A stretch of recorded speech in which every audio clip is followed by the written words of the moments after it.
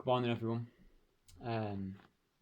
Just going to share from Psalm 33 today, and that's the psalm that if you're on our daily reading plan that we're doing together as a church, that's a psalm that you'll either read today or maybe you've already read, and it's a great psalm that kind of really points our hearts and our minds toward the Lord, to trust in Him, to praise Him. I'm just going to read the first 3 verses.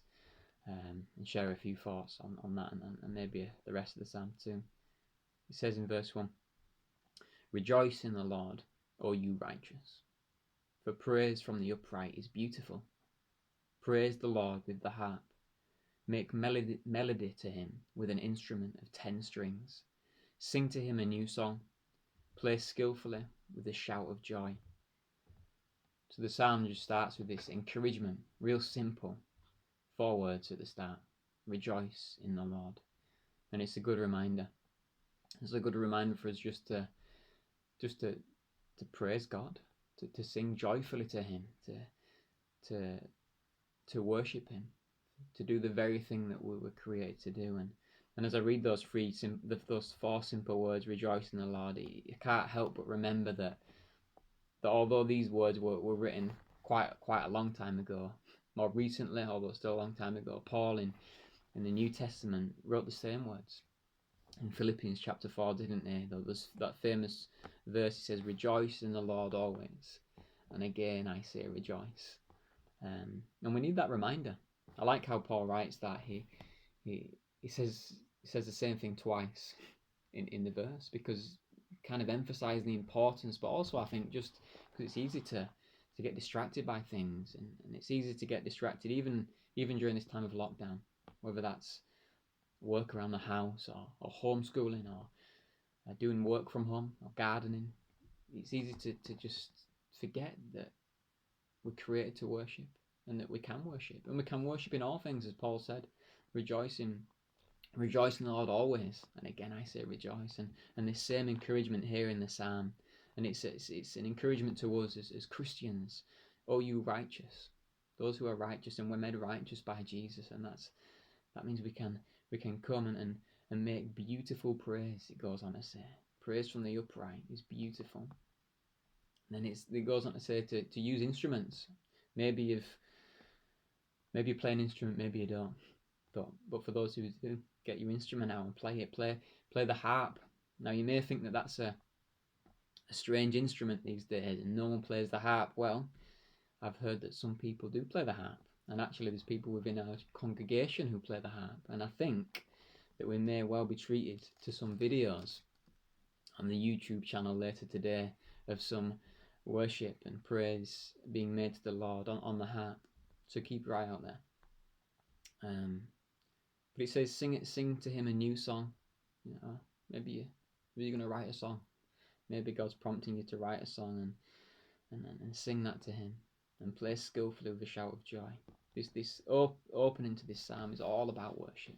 It's all about praise and giving God what He deserves. And then the next few verses go on to just give reason to worship. It speaks about how we worship Him through His word, which is right, and His works, which are truth, and His righteousness and justice and goodness, and goes on to speak about His creating power, about through His word the heavens were made, and how He holds the seas, the oceans together. It's a psalm which really directs us to worship and praise God. But then it goes on to also to speak about how we should fear God, how we shouldn't trust in things that we might be prone to trust in.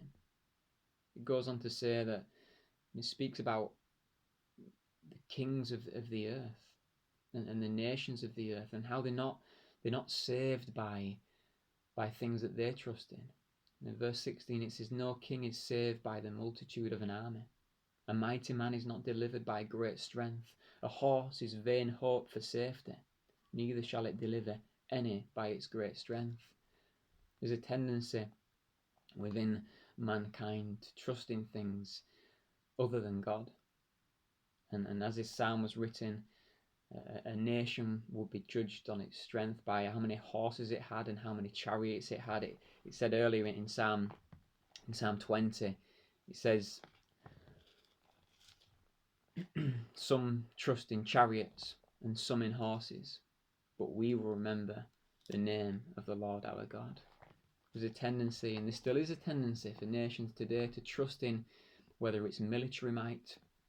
Obviously it's not horses now, but aircraft carrier and aircrafts, or maybe there's a tendency to trust in science and our economies, but the only real place to put our trust is in the Lord, and to fear God. You know, there's so many things that will try and grab our fear right now and tell us to fear about this, but the place that our fear should be is God, and that's not this petrified, scared fear. It's a fear that actually leads to hope, because verse 18 says, "Behold, the eye of the Lord is on those who fear him, on those who hope in his mercy." You know, you might think that fear and hope are kind of mutually exclusive, but actually, you know, when you fear God, there's reason to hope in him, and we hope in his mercy. And it's a psalm which started with this call to rejoice in it, and it kind of ends similarly. In verse 21 it says, "For our heart shall rejoice in him, because we have trusted in his holy name. Let your mercy, O Lord, be upon us, just as we hope in you." So it's a psalm that kind of journeys through this opening few verses to rejoice in God. It speaks about why we should rejoice in him. It speaks of his creating power. It speaks of the fact that God is to be feared, and that God is far above us, and not to kind of trust in vain things that won't save us, but to finish by trusting and hoping in God. And for that, our heart shall rejoice in him. Verse 21, "For that our heart will rejoice in him." And we can rejoice in God today. And I encourage you to do that, to meditate on this psalm. If you're not part of the Bible reading plan, I encourage you to get on it. We're in Psalm 33. We're doing one a day, and we're just finishing Leviticus, and it's been really good to just to read that each day, and dwell upon his word. I pray you'll have a great day. Pray that God would bless you in your days, and that you would rejoice in him today.